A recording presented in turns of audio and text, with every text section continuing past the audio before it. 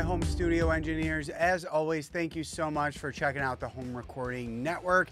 And while my videos usually aim to help you with your recording and mixing skills, this video is going to be a little bit different. As some of you may know, I do play guitar in a band, and I recently made the big switch to a Kemper profiling amp for live use, and I think it might benefit some people to explain how to use one of these live, and more importantly, explain why I made the switch. Now, before a few months ago, I really didn't know all that much about the Kempers. All I knew is that they were basically the best of the best when it comes to amp simulation and profiling, and of course, I knew the price tag. I also knew they were capable of profiling any real amp I had in my possession, and I knew the value of having one of these in my studio. Having one of these would mean that I would essentially have thousands of amps in my studio, which would give my clients and myself basically unlimited tone choices when recording. But for me personally, the price tag was just a bit too high. I already had a bunch of amp sim software, so the purchase never really made sense for me. But all that would change after going to a concert and discovering that the live use of this unit would be a game changer, at least for me. But first, let me explain my journey when it comes to playing live. 4 years ago, I was using a Fender Strat, playing through a Fender Deluxe, and of course I had that mess of pedal boards with all my effects. If you're in a band or you play a type of music that uses a lot of effects, you know what a pain it can be to carry all that equipment and all your pedal boards in and out of venues.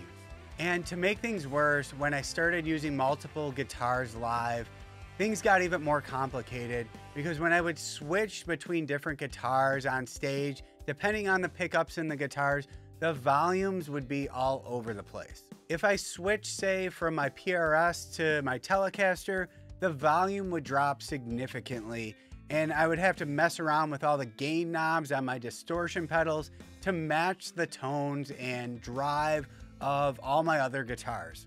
So even though I was super happy with all my guitar tones, this setup just became a nightmare, and there was no simple set it and forget it solution. I had tape markers all over my pedals. It was just a mess, and I even had to get an EQ and volume pedal to kind of counteract all the issues I was having. But I had one other problem. I wanted more effects, and I was out of room on both of my boards. So I went searching for a solution, and at the time I found the HX Effects from Line 6, and I actually used this for a couple years. So this is basically a digital effects pedal, and it solved a couple of my issues. I now had consistent volume across all my presets and guitars because I can now pre-program everything ahead of time, and I had more effects than I could ever want. And I have to mention that going to and from shows was now much easier now that I had one little compact pedal board instead of lugging around two boards with, a ton of pedals on both of them. But there were still issues. I had basically solved a bunch of my problems and created a few more. The first and most glaring issue was that I had sacrificed tone. So the HX Effects distortion tones just weren't very good, and they didn't really meet my standards. They sounded super digital and almost just really chintzy. Another issue that came up was that switching between presets did not sound smooth at all. So for example, if the chorus guitar part or preset had delay on it and the verse didn't, when I would switch from the chorus part to the verse part, the delay would just cut right off, and it would sound super unnatural just when flipping between different presets. Another downside, at least for me, was that the HX Effects had 30 slots with 4 presets each. Now, since I use from 2 to 6 presets per song, you could do the math and realize that I would be tapped out at about 25 songs, which would mean that in the future, I was going to run out of room. Now, during the 2 years of using this setup, I am just thinking the whole time there has to be a better way, I'm wondering if I should go back to the analog pedals and just deal with the problems that caused. And I'm also wondering, what are the bands that I'm listening to using? How are they solving these issues? So in the fall, me and a couple of my buddies went to see one of our favorite pop punk bands, Alkaline Trio, and we got a spot right up front, which was awesome. And we're standing up there before the band comes out, looking at their equipment, watching the stagehand set up and all that. And we see no amp heads visible on stage. We see orange cabinets, but we don't see any actual amplifiers, at least visible on stage. And then we see the stagehands walk out a compact foot switch for both the guitar player and the bass player. And from where I'm standing, I can make out one word. And that word was Kemper. So it hit me right there. If it's good enough for a national act to use live, it's gotta be good enough for me. And before this, I had no idea that people were even using Kempers live. But anyway, after the show, I went home. I did my research over the next week or so, and I purchased a few items. Now, if you have a Kemper or are thinking about getting one to use live, there are a couple ways you can do so. And the first and easiest way to do this is to just use the head. So there are two XLR outputs on the back of your Kemper, and this can just be run to the front of house or run through the venue's PA, and you're set. The Kemper has both the amp and cabinet simulation built in, so this is a setup people are using all the time.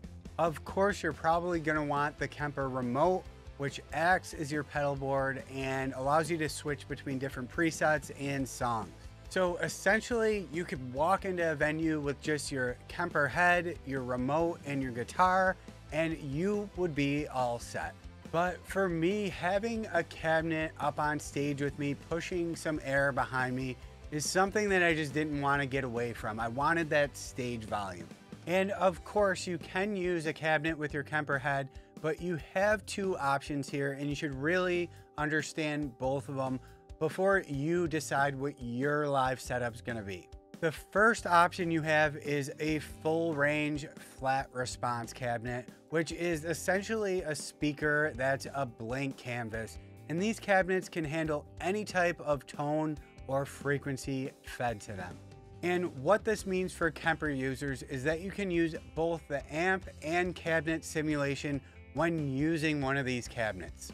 So if you are after hearing the closest thing to the amp that was modeled, or the closest thing to the sound that's actually coming out of your Kemper, you're gonna want a full range flat response cabinet. This is gonna allow you to hear both the amp and cabinet simulation, and it's gonna sound just like you're plugging it into a PA or playing it out of your studio monitors. The other option is to use a normal guitar cabinet, which is what I've chosen to do. So if you want to use a normal guitar cabinet with your Kemper head live, you're going to need to change one setting, and this is to turn the cab emulation off globally for your speaker and monitor output. So to do this, go to the output menu, and then there's an option in there, and it is to turn the monitor cab off. This will disable the cabinet for your monitor output and your speaker output. Then you can just plug your cabinet into your speaker output and you are set. Now, if you are using an unpowered Kemper or the Stage, you can still use a guitar cabinet. You just need some power in between the unit and your cabinet. So there are, power amps that you can buy, or power amp pedals like the Magnum 44 that will just sit right in between your Kemper unit and your cabinet, and you should be good to go. Now, one of the big selling points for the Kemper, at least for me, was the amount of effects it has. It has more than the HX effects had, and the quality is much, much better. Also, each preset could have up to 8 effects, where the HX effects could only have 6 effects per preset. Furthermore, in performance mode, which is where you'll live if you're playing live, in this mode, you can store over 100 different songs, and each song can have up to 5 presets. These 5 presets can also be changed on the fly using the Kemper morphing function, which means, for example, if you're on preset 1, maybe you have some reverb and delay on it. If you hit that preset again, you can morph it into a more affected preset by, changing some of the settings on any of the effects that you have turned on. So this means you can essentially have up to 10 presets per song. And the amount of fine tuning that you can do on these tones is just unbelievable, but I'm not gonna get into any of that right now.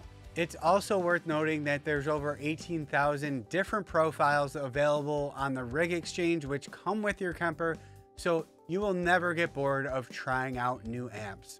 So that's my story and why I eventually landed on the Kemper for live use. It has also come in handy in the studio. It's worked out really great. It's a great investment for your studio. And in my next video, I think what I'm gonna do is attempt to make my first Kemper profile using an amp in my studio.